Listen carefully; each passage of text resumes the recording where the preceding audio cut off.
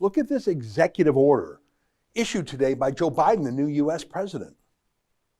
Executive order on preventing and combating discrimination on the basis of gender identity or sexual orientation. Now, that sounds okay. I mean, who would be for discrimination? Except the answer to that is all of us are. If you get literal about the word, discrimination means to choose. To say someone has a discriminating palate means they're very choosy about what they eat or drink. They know the good stuff from the bad stuff. Of course, in common parlance, discrimination means discrimination for a bad reason, like being a bigot. But we still discriminate all the time. Back in the before times, when people still used to go to movie theaters, kids paid a different price than adults, and seniors paid a different price too. All for the same seat. That's age discrimination. Bathrooms have signs for men or women. That's discrimination based on sex. We discriminate for things all the time. Only citizens are allowed to vote. Only members of a certain religion are allowed to go to Bible camp or Muslim camp or Jewish camp because they're about Christianity or Islam or Judaism. We discriminate based on 100 characteristics. Think about boxing. All the different weight categories. I mean, some discrimination doesn't make any sense and it feels unfair. But some discrimination is precisely to make things fair. Muhammad Ali was 235 pounds. It just wouldn't be fair for him to box a man who weighed 135 pounds. That's not sport, right?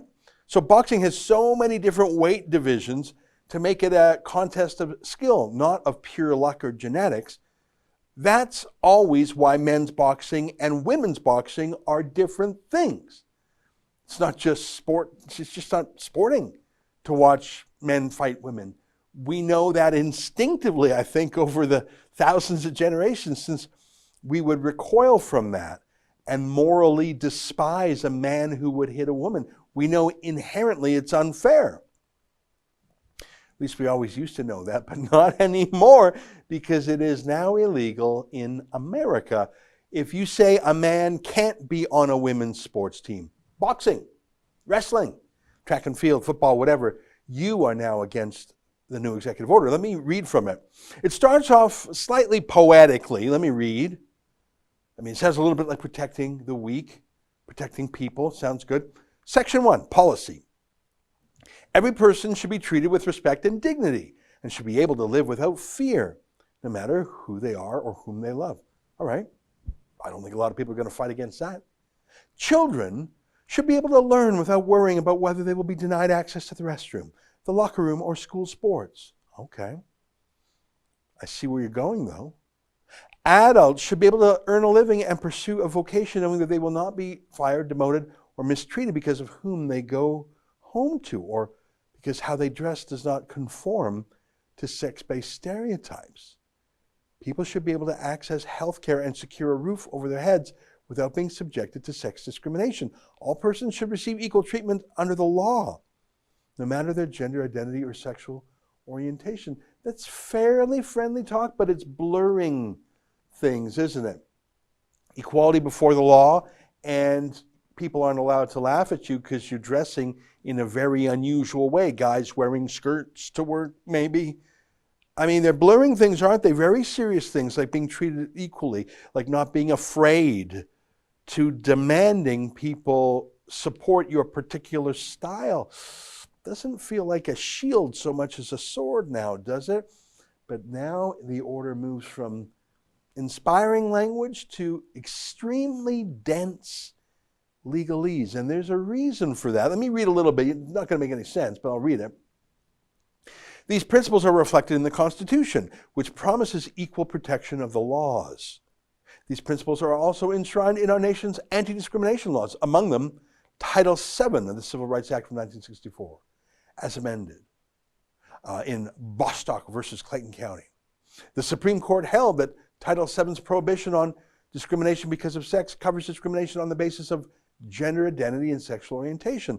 Under Bostock's reasoning, laws that prohibit sex discrimination, including Title IX of the Education Amendments of 1972 as amended, the Fair Housing Act as amended, and Section 412 of the Immigration and Nationality Act as amended, Anyway, I'm going to skip ahead. It's all sorts of legal talk. Prohibit discrimination on the basis of gender identity or sexual orientation, so long as the laws do not contain sufficient indications to the contrary. Now, why would they move from an attempt at inspiring rhetoric to absolutely impenetrable legalese? And I skipped over half the complicated phrases there. Why would they switch to a passage that only a skilled lawyer can understand? Well, partly because an executive order is a form of lawmaking, not through the legislature or Congress or the courts, but does apply the powers of the president as chief executive of America. But I think in this case, it's to deliberately hide what they're really doing here. If they would have said in plain English that every sports program in America that is at any university or other place that takes $1 in federal government money, they must now stop discriminating based on gender identity, people would start asking questions, because men must now be allowed on all women's sports teams as long as they identify as a woman. That's right, that language, that legalese I read, Title IX of the Education Amendments, that's what that means. I think they wrote it to be incomprehensible, because if they would say anyone can join the girls' sports teams now, 100 million moms would say, why are you kicking my girls out of sports? 49 years ago, Congress passed a law basically telling universities that they can't just fund boys' teams. They have to fund girls' sports teams too, or they can't count on federal money. So it was the power of the purse. The Fed said, if you want government money for your school, you can't only have a boys' sports team. So girls were allowed in sports too. I think it's wonderful. Actually, girls were equal. They were apart. They had their own leagues, their own teams, their own change rooms. Of course, I mean, go do boxing with Muhammad Ali. That's not sport.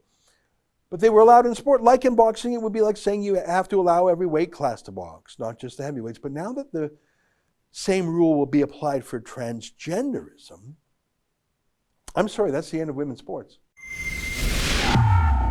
That's an excerpt from my daily show, The Ezra Levant Show. Every day I do a monologue on the news of the day, then I interview an interesting guest, and then I read my hate mail. You gotta subscribe. Go to rebelnews.com.